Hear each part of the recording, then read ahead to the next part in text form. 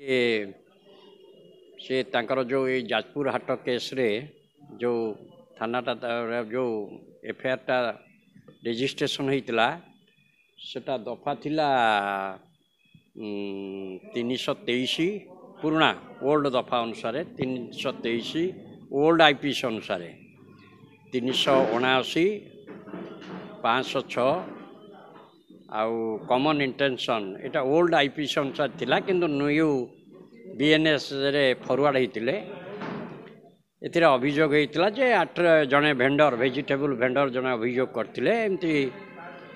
माने भव प्रसाद दास नेतृत्व में किसी लोक आसिक ऑब्स्ट्रक्शन कले हाट करदेले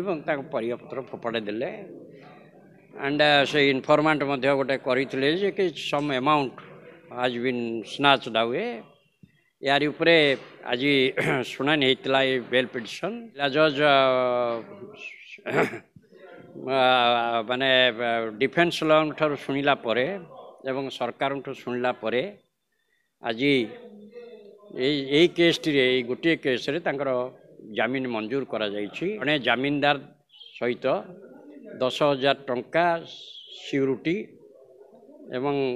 जड़े सिक्यूरिटी सहित तांको जामिन ने छाड़िया पई निर्देश दिया माने ऑर्डर अच्छी एवं ता सहित शर्त अच्छी जे से कौन साक्षी मान धमक चमक देवे ना। देखु आज भवप्रसाद दासकर गोटे जमीन थिला शुणी हबार एवं से शुणी है सेटा हूँ बीरजाहाट जन मदन नायक बोली जन लोक ना एतला देते से केस प्रथम भवप्रसाद दास गिरफ होते एवं से लोकटी आज सी गोटे सत्यपाठ आसी कोर्ट दाखल कर दस्खत को जोर जबरदस्ती किसी लोक नहीं जाते एवं से केस विषय किसी जानी ना आमर युक्ति थिला जज मान्यवर अदालत पाखे जे जी एतला देती सी आसी कहूँ जे मु केस विषय किसी जानी द्वितीय कथा हूँ जो समय भवप्रसाद दास को गिरफ कराई से समय तांकर 22 तारीख फ्लाइट टिकेट था से बॉम्बे जाई कैंसर हॉस्पिटल देखते चेकअप करते ये परिस्थिति गिरफ कराटा